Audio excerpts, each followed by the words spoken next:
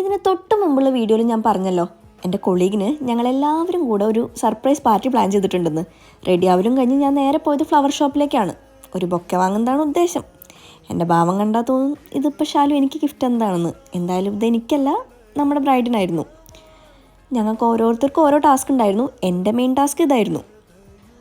അങ്ങനെ ഞാൻ കറങ്ങിത്തിരിഞ്ഞ് സ്ഥലത്തെത്തുമ്പോഴേക്കും ഫ്രണ്ട്സൊക്കെ വന്നിട്ടുണ്ടായിരുന്നു. ഇവിടെ ഇപ്പോൾ ചെറിയ തണുപ്പൊക്കെ തുടങ്ങിയതുകൊണ്ട് ഞങ്ങൾ ഔട്ട്ഡോർ പാർട്ടിയാണ് പ്ലാൻ ചെയ്തത്. അങ്ങനെ ബ്രൈഡ് വരുന്നതിന് മുമ്പ് ഇതൊക്കെ സെറ്റാക്കാനായിരുന്നു ഞങ്ങളുടെ പ്ലാൻ. എവിടെ നോക്കിയാലും ഈസ്തെറ്റിക്സ്, അത് ഞങ്ങൾക്ക് കുറച്ച് നിർബന്ധമുള്ള കാര്യമായിരുന്നു.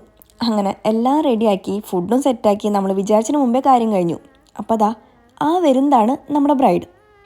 പിന്നെ കേക്ക് കട്ടിങ്ങായി, ഗിഫ്റ്റ് കൊടുക്കലായി, അങ്ങനെ കുറച്ച് ആചാരങ്ങളുണ്ടായിരുന്നു. അത് കഴിഞ്ഞ് നമ്മളൊരു ഗെയിം കളിച്ചു. ഇവിടെ ആർക്കാ ബ്രൈഡിനെ നന്നായിട്ട് അറിയാമെന്ന് കണ്ടെത്താൻ വേണ്ടിയിട്ട് ഒരു ഗെയിമായിരുന്നു അത്.